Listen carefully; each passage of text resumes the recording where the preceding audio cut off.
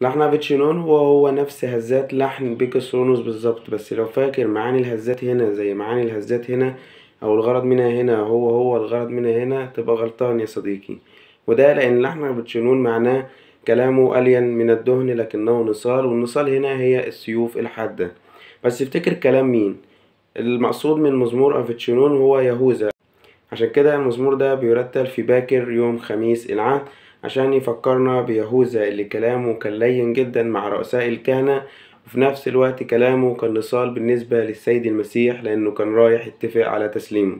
ولو تابعت معانا حلقة لحن بيكسرونوس هتلاقينا إن قلنا إن النص التاني من اللحن هو نص مفرح جدا، وشرحنا إنه الهزات بتبقى مفرحة من أول كلمة هللويا. بس تفتكر في مناسبة زي دي وفي مزمور زي ده ليه الكنيسة حطت الجزء المفرح من لحن بيكسرونوس؟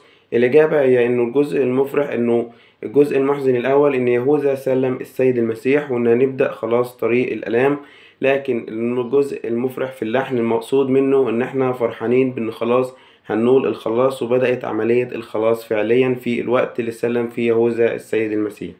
وده بالظبط اللي ورد في رسالة عبرانيين إصحاح 12 آية 2 اللي بتقول: يسوع الذي من أجل السرور الموضوع أمامه احتمل الصليب. وبرضو النص التاني من اللحن اللي هو النص المفرح هو موجود وكأنه بيعبر عن فرح السيد المسيح بخليقته اللي ترك عرشه في السماء ونزل عشان يخلصها، وكأنه بيقول تعالوا افرحوا معي بالخروف الضال اللي أنا وجدته.